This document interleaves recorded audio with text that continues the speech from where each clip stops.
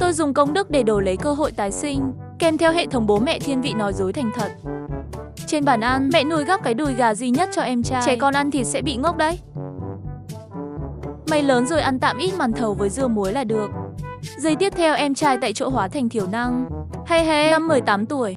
Họ vì muốn gom tiền sinh lễ cho em trai mà tung tin đồn bậy bạ về tôi. Bố nuôi thể thốt trong thôn. Tôi tận mắt thấy con gái ông quyến rũ thằng anh lỗi nhà chúng tôi. Con trai tôi thì dù tôi có mù cũng không nhận nhầm được. Giây tiếp theo mắt bố nuôi đảo một cái mù thật luôn. Sau này khi tôi được nhà họ Tôn giàu nhất đón về, mẹ nuôi kéo tay mẹ tôi muốn nó lại thôi. Tuyệt đối đừng nói dối trước mặt thằng nhóc này. Mẹ tôi không hiểu gì cả, cho đến khi về nhà họ Tôn, mẹ tôi vỗ về tên thiếu gia giả mạo cười với tôi. Tôn Tử nó từ nhỏ sức khỏe đã yếu. Căn phòng hướng dương đó cứ để cho em nó ở đi. Bố tôi lập tức gật đầu. Nhìn đứa con hờ yếu đuối vẻ mặt đầy xót xa. Tôn Tử từ nhỏ cơ thể yếu ớt, cần phải phơi nắng nhiều. Căn phòng có ban công lộ thiên trên tầng 3, cứ để nó ở. Con ở phòng tầng 2 nhé. Tôi nhìn tên Tôn Tử mặt mày hồng hào, cơ thể trắng kiện. Nó yêu lắm ạ. Con nhìn thấy khỏe mạnh lắm mà. Mẹ bị câu hỏi của tôi làm cho sững sờ, cũng không nói ra được lý do. Tôn Tử nó là Hesi. Tôn Tử lập tức đỏ hoe mắt dựa vào mẹ. Mẹ ơi, có phải anh ghét con không? Con có thể nhường phòng lại mà. Con không sao đâu, vốn dĩ con nên đi mới đúng. Mọi người cứ để con đi đi. Nói xong Tôn Tử cúi đầu định đi ra cửa. Tôn Tử con đừng nói linh tinh. Mẹ lập tức kéo nó lại rồi quay sang xa sầm mặt với tôi. Anh lỗi. Bố mẹ không phải thiên vị, mà sức khỏe Tôn Tử thực sự rất yếu, cần phải tĩnh dưỡng cho tốt. Chị gái đứng bên cạnh cũng mất kiên nhẫn ngắt lời. Mày hỏi nhiều thế làm gì?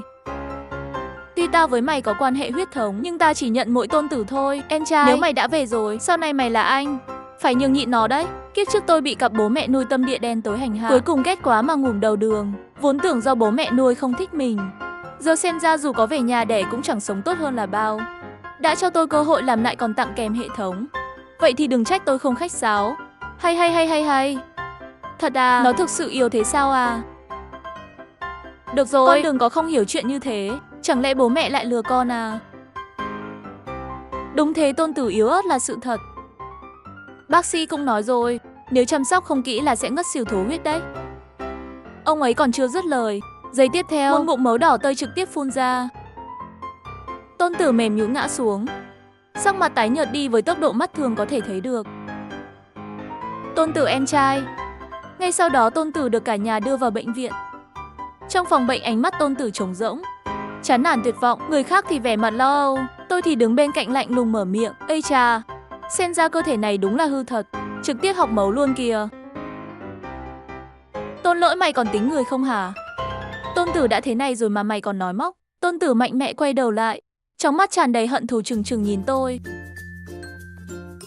Tôn Tử đã yếu ớt như thế, tôi phải lo cho tương lai của nó. Thế này đi, tôi chuyển 10% cổ phần tập đoàn dưới danh nghĩa tôi cho Tôn Tử, coi như đảm bảo tương lai cho nó. Mẹ và chị gái gật đầu tán thành. Tôi khẽ cười thành tiếng. Tôi đang sầu, không biết làm sao thu tóm tài sản nghìn tỷ của nhà họ Tôn. Ông bố thiên vị này lại tự dâng đến tận cửa. Bố mẹ mọi người có quên gì không? Thằng con ruột này, về nhà mà bố mẹ vẫn chưa bù đắp gì sao? Tôn Lỗi, mày đừng có được đằng chân lân đằng đầu. Có phải cái gì của Tôn Tử mày cũng muốn cướp không? À, hóa ra là vậy. Con lưu lạc bên ngoài chịu khổ suốt 18 năm. Vốn tưởng về nhà sẽ được bố mẹ thương yêu, không ngờ địa vị của con còn không bằng một đứa con nuôi. Về mặt mẹ vừa có chút dao động. Tôn Tử đã không cam lòng chịu thua, nước mắt nói rơi là rơi. Bố mẹ, con thấy anh nói có lý. Con chỉ là con nuôi của bố mẹ, không xứng cầm 10% cổ phần. Bố mẹ cứ đưa cổ phần cho anh đi, đợi con khỏe lại con sẽ dọn ra khỏi nhà, không chiếm chỗ của anh nữa. Nó vừa bán thảm, bố mẹ liền yếu mày. Ánh mắt nhìn tôi đầy vẻ trách móc. Tôn Lỗi, mày nhìn xem mày ép Tôn Tử thành ra thế nào rồi. Tao đã nói rồi, mày là con chúng tao, nhưng Tôn Tử cũng thế. Chẳng phải chỉ là 10% cổ phần thôi sao? Sao cái gì mày cũng tranh thế? Mày không thể nhường em nó một tí à? Mẹ vừa định trách mắng tôi, liền nghe mấy cô y tá bên cạnh thì thầm. Hóa ra là thiếu gia giả mạo hào môn. Thiếu gia thật này cũng đáng thương ghê. Chịu khổ 18 năm địa vị còn không bằng hàng giả. Đúng đấy, bố mẹ này đầu óc cũng không rõ ràng, chắc bị lừa đá rồi. Thiếu gia giả chiếm tổ chim khách bao năm nay, không đuổi nó đi thì thôi, còn không biết đường bù đắp cho con ruột. Mấy người vừa nghe mặt mũi có chút không nén được. Mẹ thay đổi thái độ, quay đầu an ủi tôi. Tôn Lỗi, bố mẹ biết con chịu khổ bên ngoài, Nhưng giờ sức khỏe tôn tử có vấn đề. Chúng ta thực sự phải bù đắp cho nó. Con yên tâm, chúng ta nhất định sẽ không bên trọng bên khinh. Hay Được ạ. không bên trọng bên khinh. Nghĩa là con cũng có 10% đúng không? Tôn Lỗi, mày còn cần mặt mũi không? Lúc này mà còn nghĩ đến tranh gia sản. Một thằng nhà quê như mày sao so được với tôn tử? Đòi 10% mày cũng xứng à? Hai cô y tá lại thì thầm to nhỏ. Ba chị này kiểu gì thế nhỉ? Không bảo vệ em ruột mình, lại đi bênh vực một thiếu gia giả. Cô ta bị bệnh à? Chị gái vừa định mở miệng thì bị bố chặn lại. Ông sắc mặt cực kỳ khó coi. Anh Lỗi, con là con trai ruột của bố mẹ, con yên tâm, ta tuyệt đối không thiên vị. Giờ con còn nhỏ, lịch duyệt chưa đủ, cổ phần không phải trò đùa. Đến lúc đó công ty tự nhiên sẽ có một nửa của con thôi. Tôi đợi chính là câu này. Hay, mẹ. Lời bố nói là thật à? Công ty thực sự có một nửa của con sao? Mẹ tôi em ngại ánh mắt mấy cô y tá nên gật đầu lìa lịa. Đương nhiên rồi. Sao có thể lừa con được? Con là do mẹ mang nặng đẻ đau sinh ra. Công ty tự nhiên có một nửa thuộc về con rồi. Tôi hài lòng nở nụ cười. Xoay người đi ra khỏi phòng bệnh. Cảm ơn bố mẹ. Sau lưng truyền đến tiếng cười khẩy của chị gái. Đúng là đồ ngu. Rất nhanh cô sẽ biết ai mới là đồ ngu thực sự. Ngay hôm tôn tử xuất viện, bố nhận một cuộc điện thoại. Sắc mặt lập tức trắng bệch. Cái gì? Không thể nào. Sao có thể chứ? Anh nói ai là cổ đông lớn nhất? Ngay vừa rồi 50% cổ phần bố nắm giữ đã thông qua một loạt thao tác nhưng không thể truy vết chuyển thẳng sang tên tôi. Lần này tôi thành cổ đông lớn nhất tập đoàn Thị Tôn. Trong phòng khách, gân xanh trên trán bố nổi lên tức giận gầm nhẹ. Không thể nào. Đây tuyệt đối là thao tác Lỗi. Anh Lỗi, mày lập tức theo tao đến công ty chuyển lại cổ phần. Tôi chậm rãi nói. Dựa vào đâu? Chị gái bước lên một bước quát tôi. Dựa vào đâu á? Đây là cổ phần của mày chắc mà mày đòi. Đây là của nhà họ Tôn. Mau chuyển lại cổ phần đây. Trong nhà còn có thể cho mày miếng cơm ăn. Nhìn rõ tình hình đi. Giờ là mọi người cầu xin tôi ban cho miếng cơm mới đúng. Tốt nhất đừng chọc tôi. Nếu không với 50% cổ phần trong tay, tôi hoàn toàn có thể mở họp hội đồng quản trị, đá cả nhà các người ra đường ngay tại chỗ. Mấy người bị khí thế của tôi trấn áp, mặt xanh mét nhưng không dám hò hé gì nữa. Nắm đại quyền công ty. Tiếp theo đương nhiên là phải đuổi cổ Tôn tử, tên thiếu gia giả chiếm chỗ này ra khỏi nhà họ Tôn. Hôm sau bố vẫn không chết tâm đến tìm tôi. Anh Lỗi, con không thể một mình chiếm 50% cổ phần được. Lẽ ra ba anh em các con nên chia đều. Dù thế nào, con cũng phải chia cho chị con và tôn tử một ít chứ. Bố nói đúng, chị và con đều là con ruột. Cổ phần nên chia đều. Nhưng tôn tử thì sao? Nó chỉ là con nuôi. Có 10% cổ phần đã là đủ lắm rồi. Nếu tôn tử cũng là con ruột của bố thì ba chúng ta chia đều cũng được. Tiếc là nó không phải. Bố vừa định mở miệng, nhưng như chợt nghĩ ra điều gì đó đứng dậy đi luôn. Xem ra ông ta định đi làm giả xét nghiệm S rồi. Vậy thì tôi tặng ông một món quà lớn hơn nhé. Một tuần sau, tập đoàn Thị Tôn khẩn cấp họp đại hội cổ đông. Bố đứng ở vị trí chủ tọa hắng giọng. Thưa các vị, hôm nay có việc gia đình, tôi buộc phải nói rõ với mọi người. Về việc thay đổi cổ phần thực ra là một sự hiểu lầm. Anh Lỗi, chuyện đến nước này bố không thể không nói thật. Thực ra tôn tử là em trai ruột của con. Bố sợ con mới về sẽ đau lòng nên mãi không dám nói.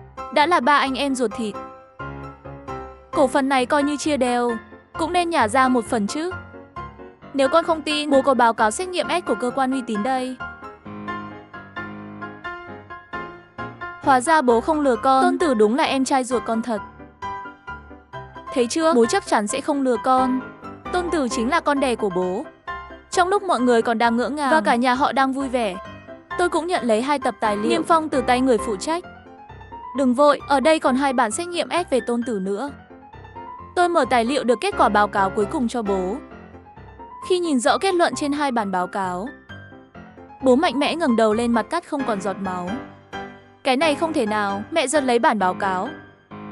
Trên báo cáo chính là kết quả xét nghiệm giữa bố, mẹ và tôn tử. Xem xong báo cáo, mẹ ném mạnh vào mặt bố. Tôn Quốc Đống, ông giải thích rõ cho tôi. Hóa ra tôn tử là giống của ông thật. Chuyện này là thế nào? Không phải đâu vợ ơi, em nghe anh giải thích. Đây tuyệt đối là giả, em biết mà. Tôn tử rõ ràng là con nuôi, sao có thể là con đẻ anh được? Đây chắc chắn là báo cáo giả. Tôi nhìn biểu cảm đặc sắc của 2 người, giọng bình tĩnh. Bố, vừa rồi bố còn nói trước mặt các cổ đông, tôn tử là con đẻ bố mà. Sao giờ lại nuốt lời rồi? Không sao đâu, bây giờ con riêng cũng được thừa kế cổ phần. Mọi người nói có đúng không? Tôn Quốc Đống, tôi cảnh cáo ông, đừng quên đống tài sản này từ đâu mà có. Nếu năm xưa không có tôi, ông chẳng qua chỉ là một thằng khố rách ao ôm. Giờ ông dám lén lút bên ngoài, lòi ra một đứa con to đùng thế này à? Chán bố mồ hôi lạnh túa ra như tắm. Các cổ đông thì thầm bàn tán. Chuyện này là sao? Tôn Tử rốt cuộc có phải con đẻ Tôn Tổng không? Nói không chừng đúng là con riêng của ông ta bên ngoài thật. Giấu bao nhiêu năm con cũng lớn thế này rồi. Tôn phu nhân thật đáng thương. Thấy nhiều người dị nghị bố đập bàn một cái. Được rồi, im miệng hết cho tôi. Kết quả giám định này chắc chắn là giả. Tôn Lỗi, là mày. Chắc chắn là mày giở trò. Mày vì cổ phần mà đúng là không từ thủ đoạn. Lúc này Tôn Tử nước mắt như mưa. Giọng nghẹn ngào, anh. Em biết anh luôn hận em, chiếm đoạt cuộc sống hạnh phúc 18 năm của anh. Nhưng tất cả đâu phải do em quyết định. Năm xưa em cũng là được bố mẹ nhận nuôi về mà. Dù anh có trách em, anh cũng không thể vu khống, chia rẽ tình cảm bố mẹ như thế. Nghe nó nói vậy, bố như vớ được cọng rơm cứu mạng. Bố biết rồi. Chắc chắn Tôn Lỗi đã mua chuộc tổ chức giám định để chia rẽ chúng ta. Không ngờ mày còn trẻ mà vì chút lợi ích lại không từ thủ đoạn. Đến bố mẹ đẻ mày cũng hãm hại. Sau này còn chuyện gì mày không dám làm nữa. Đúng, chắc chắn nó mua chuộc rồi. Chúng ta làm lại ngay. Người phụ trách giám định lập tức đứng dậy dõng dạc. Tôi lấy danh dự đảm bảo quy trình giám định lần này hoàn toàn đúng quy định. Tuyệt đối không thể sai sót. Chúng tôi nguyện chịu mọi trách nhiệm pháp lý. Ai biết ông có bị Tôn Lỗi mua chuộc không? Chúng ta đổi chỗ khác làm lại. Ha ha ha. Đương nhiên là được. Dưới sự chứng kiến của nhiều cổ đông, mẫu vật được thu thập lại lần nữa, gửi đến một trung tâm giám định hàng đầu khác. Kết quả nhanh chóng được đưa đến phòng họp. Bố vội vàng xé toạc túi niêm phong. Khi nhìn rõ kết của giấy trắng mực đen bên trên, cả người ông mềm nhũn trên ghế. Kết quả y hệt như trước. Tôi lạnh lùng nhìn màn kịch này. Nói không chừng bố đã sớm biết thân thế Tôn Tử. Bao năm nay cố tình giấu mẹ. Nếu không phải tôi xui xẻo vạch trần, mẹ vẫn còn bị lừa trong hồ lô. Mẹ như được điểm tỉnh. Mạnh mẹ quay đầu trừng trừng nhìn bố. Tôn Quốc Đống, ông nói mau, con tiện nhân kia rốt cuộc là ai? Ông ấp úng mãi không nói nên lời.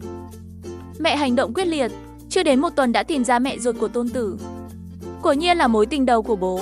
Mẹ không chút nương tay, chuẩn bị đuổi cổ Tôn Tử ra khỏi nhà. Thằng nghiệt chủng này cút ngay cho tao.